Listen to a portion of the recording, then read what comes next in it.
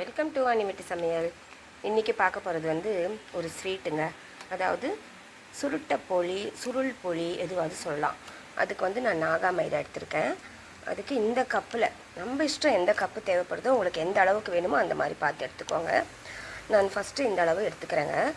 இது வந்து கரெக்டாக 1/4 கிலோ பிடிக்கும் இந்த கப்பு. ஓகேங்களா? இந்த கப்பில் ஒரு கப் எடுத்துக்கிறேன்.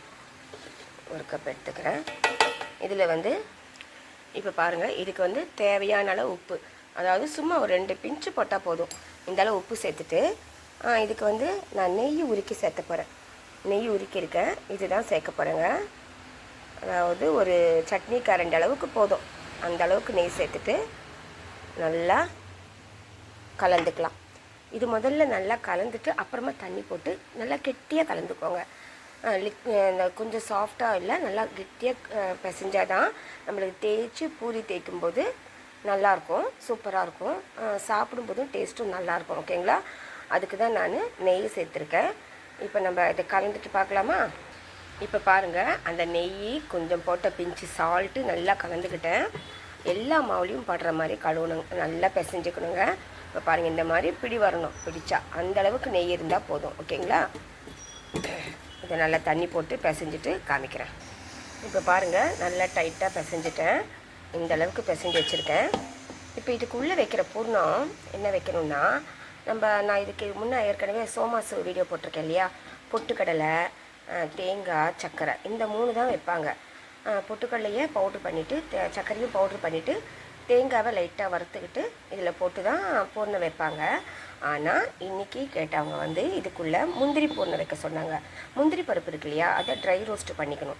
ட்ரை ரோஸ்ட்டு பண்ணிவிட்டு அதை பவுட்ரு பண்ணிக்கணும். அப்புறமா சர்க்கரையை பவுட்ரு பண்ணிக்கணும். இந்த 2ஐயும் மிக்ஸ் பண்ணிவிட்டு தான் இந்த பூரிக்குள்ளே வைக்கிறது ஸ்டப்புடு. சூப்பராக இருக்கும், டேஸ்ட்டாக இருக்கும். எப்படி பண்ணுறதுன்னு பார்க்கலாமா? அதுக்குள்ளே இதை அப்படியே மூடி வச்சிடலாம். கொஞ்சம் நேரம் ஊறிட்டு இருக்கட்டும். அந்த பூர்ணம் ரெடி பண்ணுற வரைக்கும் ஊறினாலே போதும். ஓகேவா? இப்போ பாருங்கள், நான் வந்து முந்திரி பருப்பை ட்ரை ரோஸ்ட்டு பண்ண போகிறேன்.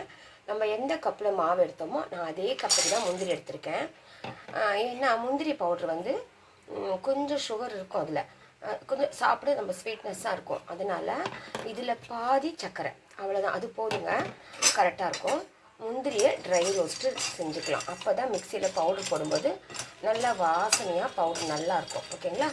ட்ரை ரோஸ்ட்டு பண்ணிவிட்டு பார்க்கலாமா? இப்போ பாருங்கள், இந்த அளவுக்கு வறுத்தா போதுங்க.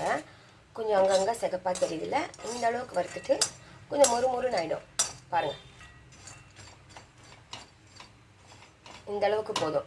ஆஃப் பண்ணிவிட்டு நம்ம ஆறின பிறகு பவுட்ரு பண்ணிக்கலாம். இப்போ பாருங்கள், முந்திரி பருப்பு நல்லா சூடு ஆறிடுச்சு. நான் பவுட்ரு பண்ணிட்டேன். இந்த மாதிரி பவுட்ரு பண்ணி வச்சுருக்கேன். அதில் பாதி அளவு சர்க்கரையை பவுட்ரு பண்ணி வச்சுட்டேன். இப்போ இந்த 2த்தையும் ஒன்றா மிக்ஸ் பண்ணிக்கலாம். ஓகேவா? இப்போ பாருங்கள், மாவு வந்து கொஞ்சமாக எடுத்துக்கிட்டு நல்லா பிசைஞ்சிக்கிட்டேன். நல்லா டைட்டாக இருக்கு இல்லையா? நல்லா பிசைஞ்சிட்டு இதை நம்ம வந்து பூரி அளவுக்கு செஞ்சுட்டு பூரி மாதிரி பொரிக்கணும். பூரி மாதிரின்னா மொறுன்னு பொரிக்கக்கூடாதுங்க. அப்படியே போட்டோமா எடுத்தோமான்னு இருக்கணும். நான் பொரிக்கும்போது காமிக்கிறேன் பாருங்கள். இது வந்து சைஸ் வந்து நம்ம சாதாரணமாக பூரி சைஸ் தான் பண்ணுவோம் இந்த போலி. நான் ஏற்கனவே இதை வீடியோ போட்டிருக்கேன், பாருங்கள் பார்க்காதவங்க. ஆனால் இவங்க வந்து கொஞ்சம் சின்னதாக கேட்டாங்க. அதனால் நான் சின்னதாக பண்ணுறதுக்காக பெரிய பூரியாக தேய்ச்சிட்டு ஏதாவது ஒரு பாக்ஸ் வச்சு கட் பண்ணிக்கலாம், மூடி ஏதாவது வச்சு கட் பண்ணிக்கலாம் அப்படின்னு நினச்சிருக்கேன்.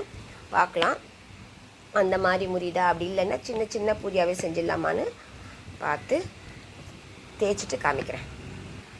இப்போ பாருங்கள், இந்த மாதிரி நல்லா மெலிசாக தேய்ச்சிட்டேன். பாருங்கள், இந்த மாதிரி நல்லா மெலிசாக தேய்ச்சிக்கோங்க.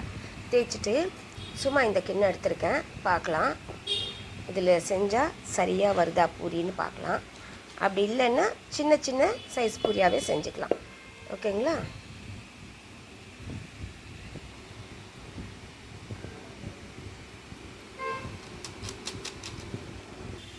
இப்போ பாருங்கள், இந்த அளவுக்கு வந்திருக்கு. பொரிச்சிட்டு நம்ம பொரிச்சிட்டு அந்த ஸ்வீட் பவுட்ரு உள்ளே வச்சு மடிச்சுட்டு பார்க்கலாம் போதுமா இந்த சைஸு அப்படின்னு. இல்லைன்னா இன்னும் கொஞ்சம் பெருசாக செஞ்சிடலாம், சூப்பராக இருக்குங்க. இந்த மாதிரி நம்ம தேய்ச்சி எடுத்துடலாம். எல்லாத்தையும் தேய்ச்சி எடுத்துகிட்டு இது திரும்ப மாவெல்லாம் ஒன்றா சேர்ந்து இன்னொரு வாட்டி தேய்ச்சிக்கலாம். கடைசியாக தேய்ச்சிட்டு பார்க்கலாம். ஓகேங்களா? இப்போ பாருங்கள், எண்ணெயை அடுப்பில் வச்சுட்டேன். இப்போ இந்த பூரியை ஒவ்வொன்றா பொரித்து எடுத்துக்கலாம். பொரித்து எடுத்துகிட்டு இந்த பவுடரை நான் எப்படி தூவணும் அப்படின்னு காமிக்கிறேன். அதாவது முந்திரி பவுடர். ஓகேவா? ரொம்ப சூடாக இருக்க வேண்டாங்க, மீடியமாக இருந்தாலே போதும். இப்போ பாருங்கள், பூரி எண்ணெயில் போட்டுட்டு ரொம்ப நேரம் ஃப்ரை பண்ணக்கூடாது. இது போட்டோமா அப்படியே திருப்பிக்கணும். பொங்க கூட போடாதுங்க, அது அப்படியே எடுத்துடணும். அப்படியே எடுத்துட்டு சூடாக இருக்கும்போதே இதுக்கு மேலே இந்த பவுடரை அப்ளை பண்ணிக்கலாம். அப்ளை பண்ணிவிட்டு ஒரு வாட்டி இப்படி சுற்றிக்கோங்க. இது மேலேயும் சூடாக இருக்கணும், அப்படியே சுற்றினா தான் இது வளையும். அப்படி இல்லைன்னா திரும்ப மடிக்கவே முடியாது நம்ம இந்த போலி அந்த மாதிரி சுருட்ட போலியோட இதுவே அவ்வளோதாங்க. இதை வேணும்னா இன்னொரு வாட்டி மேலே அப்படி ஒட்டி வச்சுடுங்க, அவ்வளோதான். இதை இந்த மாதிரி தனித்தனியாக ஒவ்வொன்றா வச்சுடுங்க. சூடாக இருக்கும்போதே ஒன்று மேலே ஒன்று வச்சோன்னா ஒட்டிக்கும். ஓகேங்களா? இந்த மாதிரி ஒவ்வொரு பூரியாக பொரித்து பார்க்கலாம். பாருங்கள்,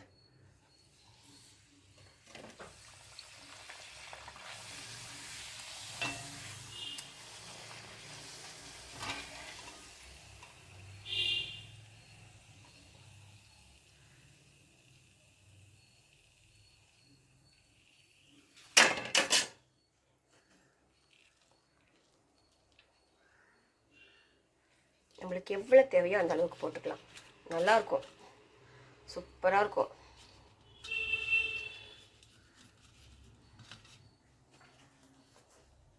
இந்த மாதிரி ஒட்டி வச்சிடலாங்க. சூப்பரான சுருட்டை பொழி ரெடி. இந்த மாதிரி எல்லாம் பொரிச்சிட்டு பார்க்கலாமா? பாருங்கள், இப்போ நான் ஒரு 10 சுட்டப்பொழி பண்ணிட்டேங்க. ரொம்ப சூப்பராக வந்திருக்கு. ஸ்வீட்டு கரெக்டாக இருக்குங்க. இதே மாதிரி நீங்களும் செஞ்சு பாருங்கள், சாப்பிட்டு பாருங்கள், கமெண்ட்ஸ் கொடுங்க. மறக்காமல் என் சேனலை சப்ஸ்கிரைப் பண்ணுங்கள், பார்க்காதவங்க செய்யாதவங்க. என்னோடய பழைய வீடியோ இன்னொரு இதுக்கு முன்னே போட்டிருக்கேன் நான், சுருட்டைப்பொழி. அதுவும் பார்த்துட்டு கமெண்ட் கொடுங்கப்பா. தேங்க்யூ. அடுத்த வீடியோவில் சந்திக்கலாம். பாய்.